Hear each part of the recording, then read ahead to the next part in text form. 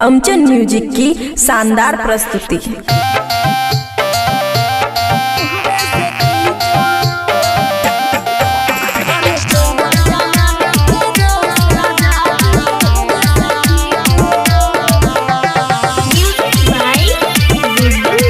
खुशी recording studio बलुआहा। सैया चोली के घम नहीं सुखल हो, हमर दोनों जवनिया भूखल हो। आओ ना यो सैया चोली के घम नहीं सुखल हो, हमर दोनों जवनिया भूखल हो। राजा मटन के स्वाद छैलिया कनी चेखो चेखो चेखो। कुछो के नए कुछो के नए छा तोहरा लोर पिया हो पड़ोसी से सीखो। अरे चढ़ल जवानी के रस राजा जी मुहवे से खींचो। तोरा कुछो के छा नहीं लोर पिया हो पड़ोसी से सीखो। अरे चढ़ल जवानी के रस राजा जी मुहवे से खींचो।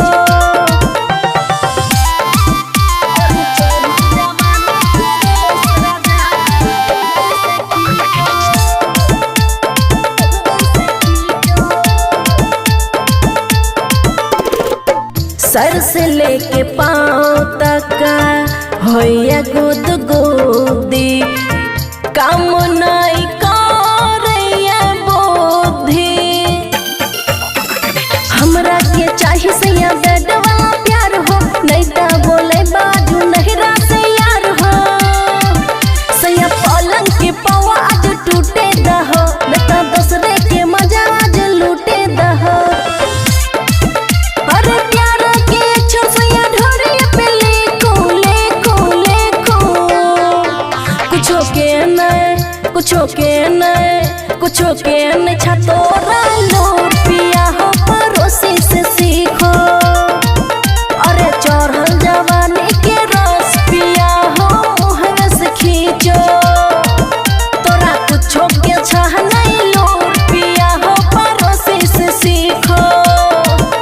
अरे चढ़ल जवानी के रस पिया हो मुहवे से खींचो।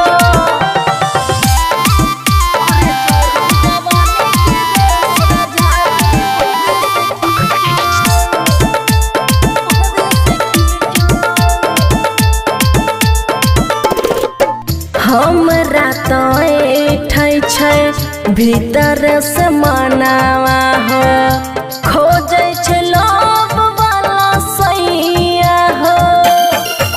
अरे बतिया से पेट नहीं भरे भतार हो, राजा अब तू सुतर कोनी सैट के हो। राजा कस असलेटर आज चढ़ जेता हो, न तो पटरी से गाड़ी उतर जेता हो।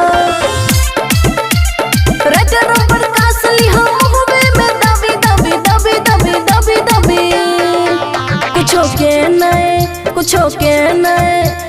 के नए छा तोरा लोर पिया हो पड़ोसी से सीखो।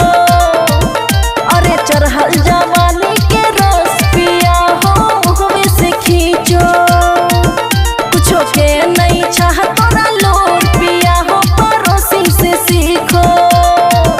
अरे चढ़ल जवानी के रस पिया हो मुहवे से खींचो। खुशी रिकॉर्डिंग स्टूडियो बलुआहा।